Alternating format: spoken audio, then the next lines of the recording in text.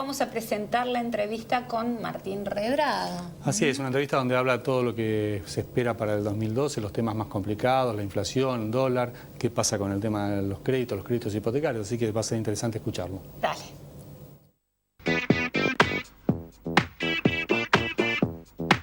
Estamos con Martín Redrado para hablar un poquito de los temas de bolsillos que preocupan al argentino, cuáles son los temas 2011, cerrando 2011 y ya para el 2012. Gracias, Martín, por recibirnos. ¿Qué tal? ¿Cómo estás?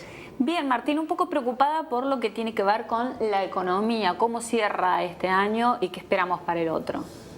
Estamos viviendo una economía del día a día, donde el gobierno nos va sorprendiendo con distintas medidas, a los productores, a los consumidores, con no sabemos bien cuánto vamos a pagar de luz, cuánto vamos a pagar de gas, a los productores les prohíben importar no bienes superfluos o cosas que se pueden obviar, sino cosas que hacen a la propia producción.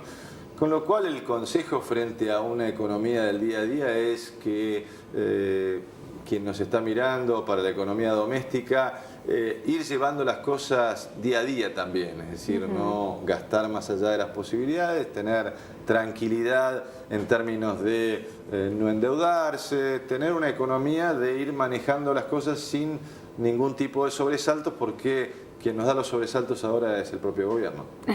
Hablando de sobresaltos, un tema fue el dólar, las restricciones que había. ¿Eso se va a prolongar? ¿Qué sabes?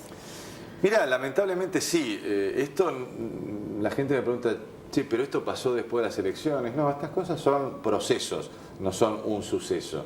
En realidad venimos malgastando los dólares desde que yo me fui del Banco Central. Sí, justamente, precisamente, o sea, mi decisión fue, los dólares están para darle tranquilidad a la gente, no para usarlos en todas las cosas que quiere el gobierno. Es decir, las reservas, ¿no? Las reservas que son los dólares que tiene el Banco Central. Claro. Ahora, como la economía tiene menos dólares, ¿por qué? Porque se malgastaron.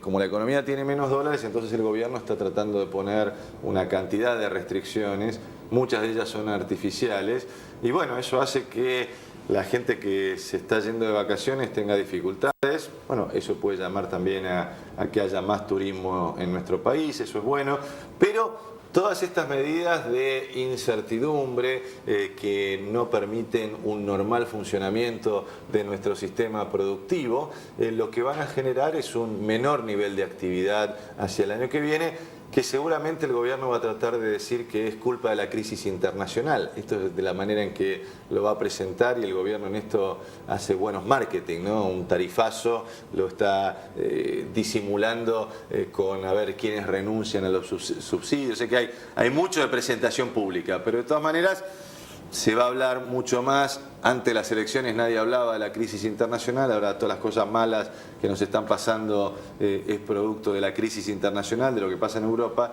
y en realidad es producto de malas decisiones que se han tomado aquí en nuestro país. Ahora, la quita de subsidios nos va a afectar el bolsillo a nosotros, pero cuando afecta a una pyme, ¿cómo se traslada a la familia luego? Bueno, la pyme va a tratar de transferirlo a los precios de los productos que venda, y habrá que ver de qué se trata ese producto. Si es un producto de primera necesidad, la gente lo seguirá comprando, pero como vos decís, si vos antes ganabas 100 pesos y gastabas 5 en electricidad y ahora vas a tener que gastar 15 en electricidad, es evidente que esos 10 pesos de más que estás gastando en electricidad lo vas a gastar de menos en otras cosas. Y eso significa, cuando uno lo mira familia por familia, suma todas las familias argentinas, significa que se va a consumir menos de otras cosas y por lo tanto el crecimiento económico se va a resentir. ¿Qué podés decirnos de estos acuerdos salariales? ¿Crees que se puede llegar a un 18% siendo la inflación un poquito más alta? Parecería difícil. Yo lo que veo es que falta un programa económico integral, como que se va atacando el tema por parches. Esto es lo mismo que cuando uno en su casa tiene una cañería que pierde. Sí. Vos podés empezar a poner yeso en la pared, pero si no arreglás el caño, la filtración va a terminar yendo el agua por cualquier lado.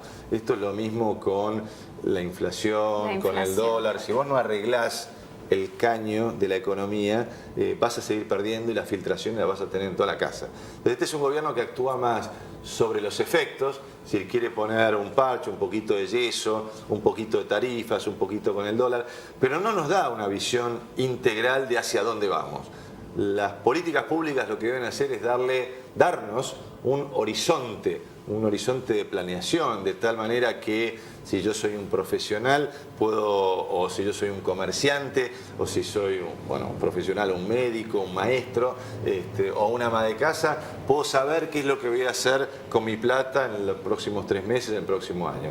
Lamentablemente, creo que el gobierno tiene una oportunidad ahora de generar un verdadero programa económico. Parecería que va a seguir con más de lo mismo, con más esta idea de parches, y por lo tanto esto lo que genera es que Argentina, en lugar de crecer, de tener más redistribución de ingresos, de tener más gente que sale de la pobreza, como ocurre con otros de nuestros vecinos, lamentablemente, digamos, no utiliza todos esos beneficios que hoy trae la economía global. Hoy la economía global hace que los precios de las cosas que vendemos son altos, que la plata o el dinero esté tirado en el mundo, podríamos captar inversiones, podríamos captar capitales para meterlos en el circuito productivo, para generar más trabajo para la gente, y bueno, lamentablemente no se hace, y como te decía al principio, la vamos llevando en el día a día, la vamos empujando, y bueno, me parece que eso deja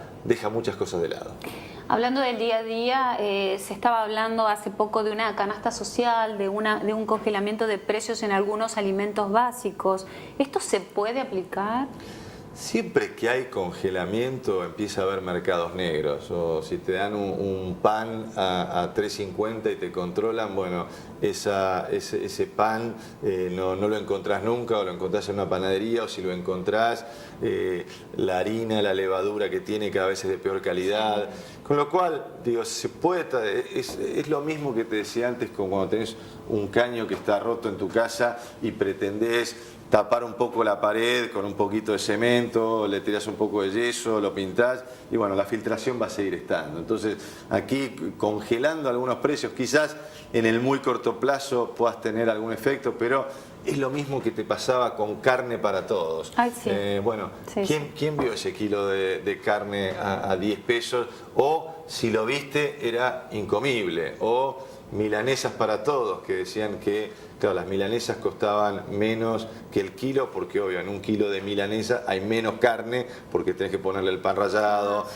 Digo, estas cosas que a usted no la engaña, señora, y bueno, pero estas son las cosas en las que nos tratan de mostrar una realidad que es la del relato, mientras la verdadera es la que vivimos todos los días cuando vamos al supermercado.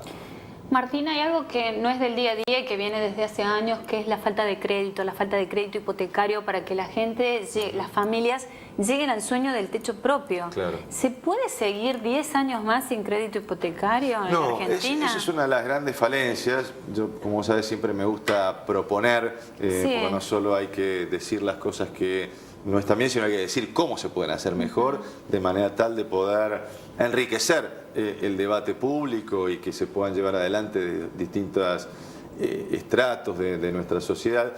Yo estoy convencido que redireccionando los fondos que hoy está utilizando el ANSES para prestarle a los amigos, se pueden generar líneas de crédito que sean colocadas a través de todos los bancos argentinos, de los bancos públicos, de los bancos privados, crédito a 10 o 15 años en pesos a tasa fija, de manera tal, hoy tenés un volumen de 30.000 millones de pesos que está siendo colocado por parte del ANSES en muy corto plazo en los bancos. Uno puede decir, ¿y por qué? Sí, a plazo fijo y en el banco que ellos quieren. Que ellos quieren, ¿y por qué? Porque así lo pueden manejar mejor. Entonces le dicen a tal banco, vía teléfono, tenés que prestarle a fulano de tal. Mi propuesta es hacer un sistema mucho más amplio, transparente, de colocar fondos a 10 años con el compromiso de que los bancos deban colocarlo, esos fondos, precisamente en crédito hipotecario, y así podríamos tener crédito en pesos a 10, 15 años a tasa fija y a cuota fija, que esto es esencial para darle tranquilidad. O sea que... Como en Chile sería, ¿no? Algo parecido, un modelo que es exitoso. Así es. También en el largo plazo, Adriana, tenés que bajar la inflación. Esto no hay atajos para decir, lo que Argentina tiene que recuperar es una moneda propia, tener confianza en el peso y claramente si vos no sabés cuánto vas a pagar de salarios, cuánto vas a pagar de tasa de interés, cuánto vas a pagar de insumos, bueno, eso lo que genera es precisamente la falta de un horizonte y por lo tanto es muy difícil que haya crédito. Hoy tenés una masa de recursos que está siendo